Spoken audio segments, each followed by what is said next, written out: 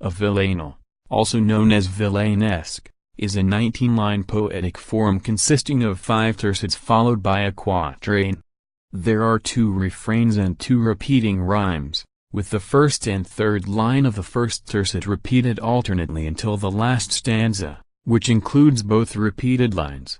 The villanelle is an example of a fixed verse form. The word derives from Latin, then Italian, and is related to the initial subject of the form being the pastoral.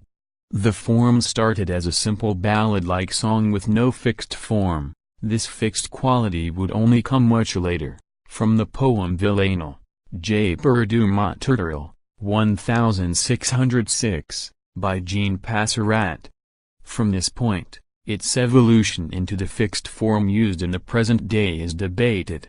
Despite its French origins, the majority of villanelles have been written in English, a trend which began in the late 19th century. The villanelle has been noted as a form that frequently treats the subject of obsessions, and one which appeals to outsiders. Its defining feature of repetition prevents it from having a conventional tone. The villanelle originated as a simple ballad-like song, in imitation of peasant songs of an oral tradition, with no fixed poetic form. These poems were often of a rustic or pastoral subject matter and contained refrains. Prior to the 19th century, the term would have simply meant country song, with no particular form implied, a meaning it retains in the vocabulary of early music.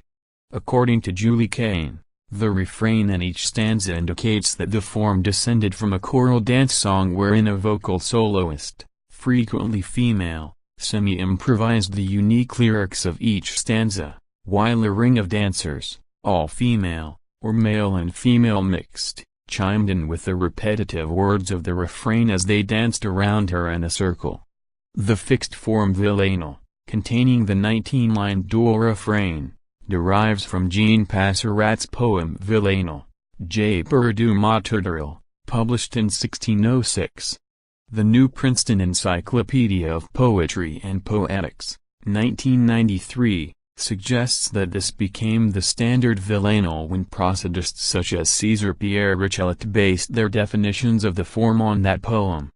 This conclusion is refuted by Kane, however, who argues that it was instead Pierre-Charles Berthelin's additions to Richelet's Dictionnaire de Rhymes that first fixed the form, followed a century later by the poet Théodore de Bonneville. His creation of a parody to Passerat's J. Perdue would lead Wilhelm Tennant and others to think that the villanelle was an antique form. Despite its classification and origin as a French poetic form, by far the majority of villanelles have been written in English. Subsequent to the publication of Théodore de Bonneville's treatise on Prosody Péditrate de Poésie Française, 1872, the form became popularized in England through Edmund Gosse and Austin Dobson. Gosse, Dobson, Oscar Wilde, Andrew Lang and John Payne were among the first English practitioners. Theirs and other works were published in Gleason White's Ballades and Rondes, Chants Royal, Sistenas, Villanelles, and c. Selected, 1887, which contained 32 English-language villanelles composed by 19 poets. Most modernists disdained the villanelle, which became associated with the overwrought formal aestheticism of the 1890s, that is, the decadent movement in England. In his 1914 novel A Portrait of the Artist as a Young Man, James Joyce includes a villanelle written by his protagonist Stephen Dedalus. William Empson revived the villanelle more seriously in the 1930s, and his contemporaries and friends W. H. Auden and Dylan Thomas also picked up the form. Dylan Thomas's Do Not Go Gentle Into That Good Night is perhaps the most renowned villanelle of all. Theodore Roethke and Sylvia Plath wrote villanelles in the 1950s and 1960s, and Elizabeth Bishop wrote a particularly famous and influential villanelle, One Art, in 1976. The villanelle reached an unprecedented level of popularity in the 1980s and 1990s with the rise of the new formalism.